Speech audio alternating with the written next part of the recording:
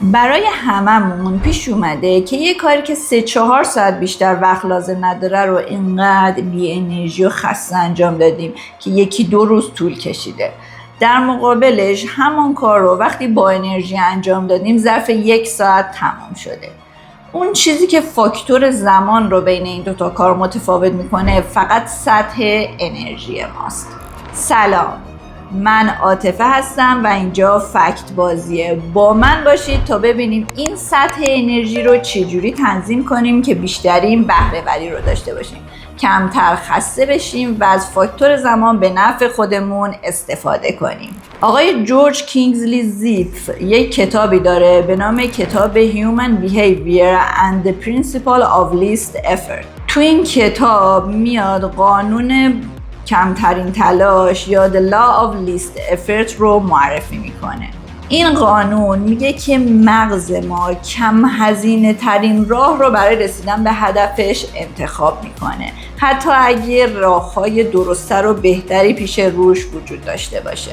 این یعنی چی؟ یعنی مغز ما میاد مسیری رو انتخاب میکنه که براش تصمیم گیری کمتری داشته باشه، ابهام کمتری داشته باشه، مسیرش آشناتر باشه و پاداش نزدیکتری داشته باشه. چرا این اتفاق میفته؟ چون که مغز ما برای بقا طراحی شده، برای موفقیت طراحی نشده. حالا توی دنیای امروزی کارایی مثل اسکرول کردن، گیمینگ یا اهمال کاری های شبیه این همه این خصوصیات رو دارن و سریع انرژی مغز ما رو مصرف میکنن. وقتی سطح انرژی مغز ما پایین میاد، مغز میاد پر مصرف ترین قسمت های مغز رو خاموش میکنه یا انرژی کمتری بهش میده. یکی از اون قسمت های پر مصرف قشر پیش پیشانی هستش. قشر پیش پیشانی چه وظایفی داره؟ وظیفه تمرکز، برنامه ریزی، شروع کارهای سخت، خودکنترلی و تصمیم گیری رو داره. تمام اون بخش هایی که برای موفقیت و بهره وری بهش نیاز داریم، ولی هیچ کدوم از اینها توی بقا ضروری نیست. به خاطر همین مغز از اولین انتخاب هایی که داره برای کم مصرف کردن و خاموش کردن قشر پیش پیشانیه. حالا با من باشید تا بهتون بگم چجوری انرژیمون رو مدیریت کنیم که این اتفاق نیفته و ما بتونیم قشر پیش پیشانیمون رو مرتباً فعال نگه داریم. توی ویدیوی قبلی من در مورد مواردی که باعث هدر رفت انرژی مغزمون میشد صحبت کردم. حالا توی این ویدیو میخوام راه حل‌هایی رو ارائه بدم که نذاریم انرژی مغزی ما انقدر هدر بره. توی ویدیو قبلی گفتم که 3 عامل هستش که انرژی ما رو توی مغز هدر میده. عوامل بدنی هستن، عوامل ذهنی و عصبی هستن و عوامل روانشناختی. عوامل روانشناختی بیشترین هدر رفت انرژی مغز رو دارن که آخر این ویدیو همه راه حل‌های اون رو هم براتون ارائه میدم. اگه تا اینجای ویدیو با من بودید حتما این ویدیو رو لایک کنید و اگه چنل رو سابسکرایب ندارید حتما سابسکرایب کنید. خب بریم سراغ راه حل هایی که نذاریم انرژیمون هدر بره. قسمت اول راه حل هایی که برای حالت بدنی میخواین استفاده کنیم. اول بریم سراغ حل مشکل کمخوابی و بدخوابی. برای حل مشکل کمخوابی سعی کنید ساعت شروع خوابتون رو منظم کنید. تا اونجایی که میتونید نور رو کم کنید. به صفحه نمایش نیم ساعت قبل از اینکه بخوابید نگاه نکنید. کافئین رو بر اساس عملکرد بدنتون تنظیم کنید یه جوری که اختلال خواب براتون ایجاد نکنه.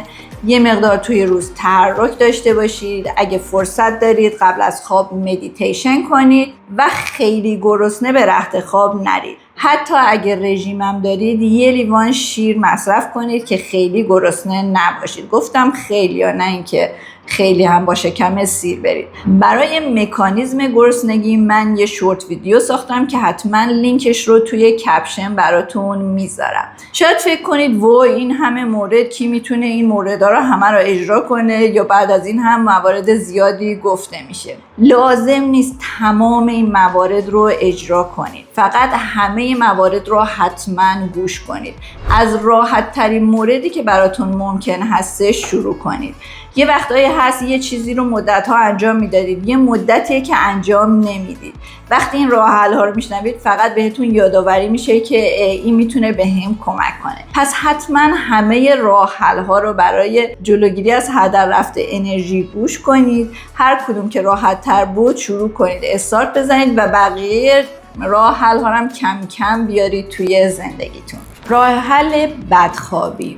مدیریت استرس داشته باشید. برنامه کاری فرداتون رو بنویسید. هر چقدر دقیق‌تر بنویسید بهتره. اگه هم دقیق ننوشتید حداقل لیست کارهاتون رو بنویسید. برایان تریسی میگه هر برنامه‌ای بهتر از بی برنامگیه. افکاری که اذیتتون میکنه رو هم بنویسید. لازم نیست براش راه حل پیدا کنید. فقط همینقدر که مینویسید مغز اطمینان حاصل میکنه که این اطلاعات یه جای دیگه‌ای ذخیره شده و هی اونا رو به شما یادآوری نمیکنه. در مورد تغذیه سعی کنید از پروتئین کافی استفاده کنید، از ویتامین کافی استفاده کنید. یه سری گروه ویتامین ها مثل امگا 3، ویتامین B12، آهن، منیزیم، اینها مواردی هستن که سطح انرژی رو توی بدن افزایش میدن. سعی کنید تزریق ناگهانی انسولین نداشته باشید، یعنی مثلا یک وعده غذای خیلی سنگین یا استفاده از غذاهای با قند بالا. اینا مثل یه موج انرژی رو بالا میبره و بعد سریع کاهش پیدا میکنه. از آب کافی استفاده کنید، خیلی مهمه. مکانیزم آب توی بدن رو من توی یه شورت ویدیو براتون توضیح دادم، لینکش توی کپشنه. ولی همینقدر بدونید که کمبود آب توی بدن باعث ایجاد استرس میشه. حالا توی این دنیایی که ما یک عالم استرس داریم واقعا انصاف نیست که با کم مصرف کردن آب دوباره استرسمون رو هم افزایش بدیم. مورد بعدی که انرژی مغز رو کم میکنه کم تحرکی هستش.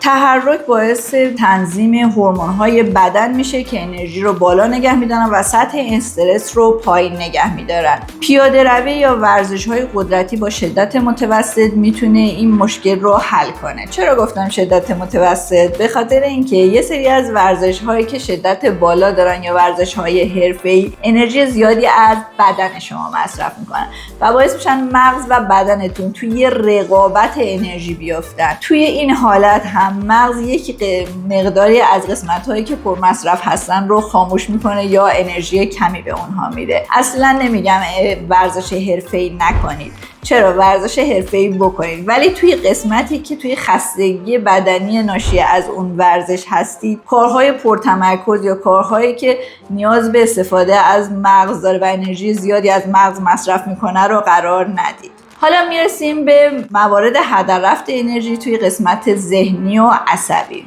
اولیش ذهن شلوغ هستش.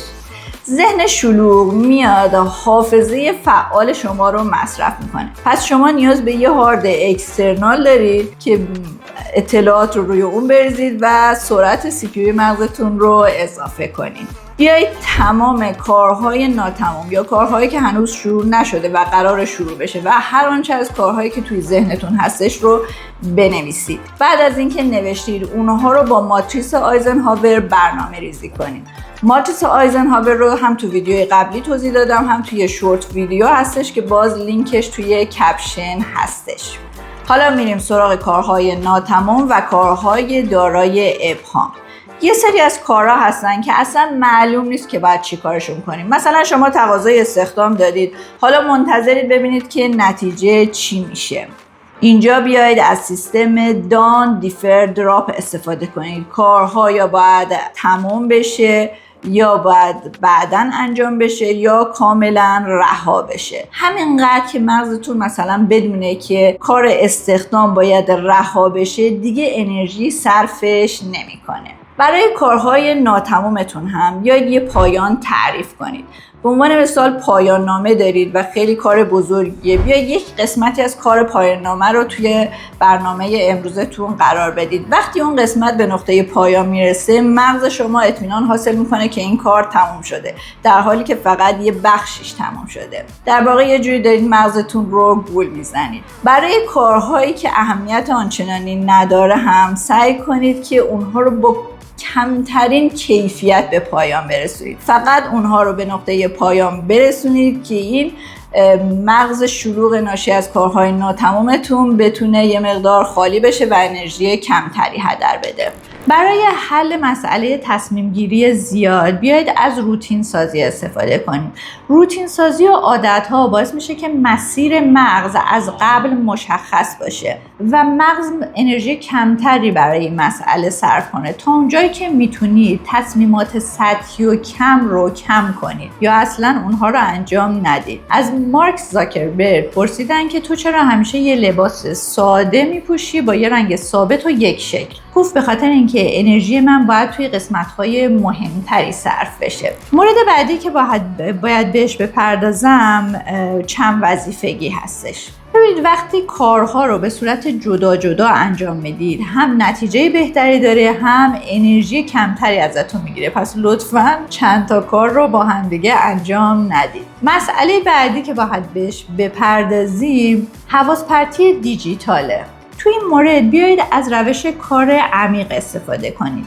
اگه کارتون با موبایل نیست اون رو یک جای دور بذارید از خودتون. اگه کارتون با موبایل نوتیفیکیشن های گوشیتون رو خاموش کنید. اگه میرید و توی شبکه‌های اجتماعی یا توی گیم های موبایلتون گیر میکنید و ساعت‌های زیادی اونجا درگیر میشید حتما از روش 2 دقیقه یا هک کردن مغزتون استفاده کنید که باز لینکش رو توی کپشن میذارم براتون. قسمت دیگه ای که اینجا باقی میمونه فشار عملکرد بدون ریکاوری هستش. توصیه میکنم حتی برای تفریحاتتون هم برنامه داشته باشید. روش‌های ریکاوری ژاپنی هم روش‌های جالبیه. میتونید از اون روش‌ها هم استفاده کنید. میریم سراغ مهمترین بخش روانشناختی و هیجانی که شامل احساسات نامشخص و سرکوب شده و استرس مزمن میشه. حتما احساساتتون رو بشناسید. اسم احساساتتون رو پیدا کنید. اینکه من نگرانم یا استرس دارم اسم